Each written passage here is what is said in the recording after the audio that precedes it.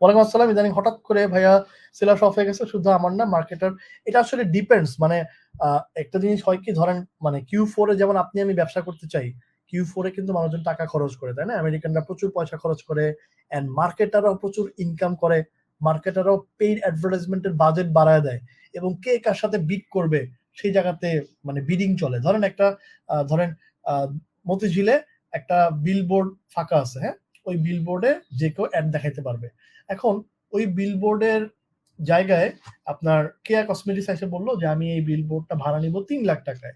ওই জায়গায় এসে ইউনিলিভার বললো যে না, আমি এটা ভাড়া নিব 5 লাখ টাকায়। তো বিলবোর্ডের মালিক কি করবে? যে 5 লাখ টাকা দিতে চাচ্ছে ওই বিলবোর্ডে, তার কাছেই তার অ্যাডটা সার্ভ করবে, বা তার কাছেই বিলবোর্ডটা ভাড়া দিবে। সো ইউনিলিভার এখানে উইন করলো। ইউনিলিভার আগামী 1 বছর ওইখানে তার বিলবোর্ডটা টানাইতে পারবে। 5 লাখ টাকার বিনিময়ে চুক্তি হয়েছে, ফর এক্সাম্পল, ঠিক আছে? এবার এই জিনিসটা আমরা যদি ডিজিটালি কল্পনা করি, ফেসবুকের ভেতরে আমরা হচ্ছে গিয়ে সেই বিলবোর্ড, মানে অ্যাজ এ ইউজার। আমরা আমেরিকান যে ইউজার যারা আপনার প্রোডাক্ট কিনবে, তারা হচ্ছে মেনলি বিলবোর্ড। তারা যখন ফেসবুকে স্ক্রলিং করে, তাদের মাঝখানে মাঝখানে আপনার অ্যাড যায়। সো ওই অ্যাডের যে স্পেসটা, ওই স্পেসটা মেনলি ভাড়া হয়, এবং ওই অ্যাড স্পেসে কে কার প্রোডাক্ট দেখাবে এটা নিয়ে একটা বিডিং হয়। সেই বিডিং এ গরিবরা, যারা গরিব তারা ঝরে পড়ে, যারা বড় লোক, যারা বেশি খরচ করতে চায়, তারাই টিকে যায়। অ্যান্ড বুঝতেই পারতেছেন, আমি যেমনটা বললাম যে প্রতিটা কোম্পানি, প্রতিটা ব্যবসায়ী, প্রতিটা মার্কেটার চায় Q4 এ টাকা কামাইতে। তেমনি আমাদের মার্ক জুকারবার্গ, মার্ক ভাই, উনিও চায় Q4 এ টাকা কামাইতে। দ্যাটস ওয়াই এই যে মানুষজন বিড করতেছে বেশি বেশি টাকা দেওয়া, এই মার্ক জুকারবার্গ এই নাও 10 সেন্ট আমার অ্যাডটাকে দেখো, আরেকজন বলছে না আমি দিব 12 সেন্ট আমার অ্যাড দেখাও। সে একটা ইমপ্রেশনের জন্য সে চার্জ করতেছে, ক্লিকের জন্য চার্জ করতেছে। সো এখানে আসলে কম্পিটিশন বাড়ে। যেহেতু পেইডে কম্পিটিশন বাড়ে, সো ফ্রি ট্রাফিকে, মানে যে সমস্ত পেজ গুলাতে অর্গানিকলি ট্রাফিক যায়, ফেসবুক তো টাকা কামাইতে হবে। বিডিং টিডিং দিয়েও আসলে সেট করতে পারছে না, এত চাপ, সাপ্লাই অনেক বেশি, মার্কেটাররা বহুত টাকা খরচ করার জন্য বসে আছে, মানুষ টাকা ঢালতেছে। ও যেটা করে অর্গানিক ট্রাফিকের রিচটা কমায় দেয়।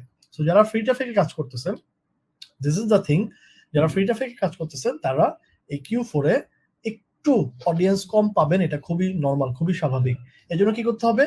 অডিয়েন্সের সাথে আপনার যে কোর অডিয়েন্স, আপনার যে ফেসবুক পেজ, আপনার যে ইনস্টাগ্রাম প্রোফাইল, আপনার যে ইউটিউব চ্যানেল, যেটাই হোক না কেন, যেই মাধ্যমেই আপনি ফ্রি ট্রাফিকে কাজ করেন না কেন, সেখানে বেশি বেশি ভ্যালু কন্টেন্ট দিতে হবে, বেশি বেশি এঙ্গেজ করতে হবে, বেশি বেশি ইন্টারাক্ট করতে হবে, অডিয়েন্সকে বিভিন্ন ভাবে তাদের সাথে কানেক্টিভিটি বিল্ড করতে হবে, কন্টেস্ট রান করতে হবে, মানুষকে দিয়ে কমেন্ট করাইতে হবে যে ভাই তুমি কমেন্ট করো, ভাই তোমাকে গিফট দিতেছি, এই হচ্ছে কন্টেস্ট, এই হচ্ছে গিভ আওয়ে, বিভিন্ন জিনিসপত্র দিয়ে যখন তারা এঙ্গেজ হবে, তখন ফেসবুক মনে করবে বা ইনস্টাগ্রাম বা যে কোনো প্ল্যাটফর্ম মনে করবে যে আচ্ছা, এই প্রোফাইলটা বা এই পেজটাতে তো অনেক মানুষ কানেক্ট হইতেছে, তার মানে ওর কন্টেন্টটা ভালো, দ্যাটস ওয়াই মানুষ কানেক্ট হচ্ছে, মানুষ এই কন্টেন্টটা পছন্দ করতেছে।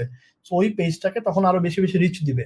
বুঝা গেছে? সো Q4 এ ট্রাফিক ড্রপ করবেই, স্পেশালি যারা ফ্রি ট্রাফিকে কাজ করতেছেন।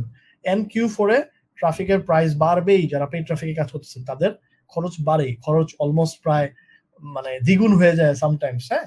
সো এর মধ্যে দিয়ে ব্যবসা করতে হবে, এটা হয়ে আসতেছে অনেক আগে থেকেই। কম্পিটিশন বাড়তেছে, মার্কেট অনেক ধরনের প্রোডাক্ট আসতেছে, অনেক ধরনের মার্কেটার আসতেছে। So this is the summary, this is the thing.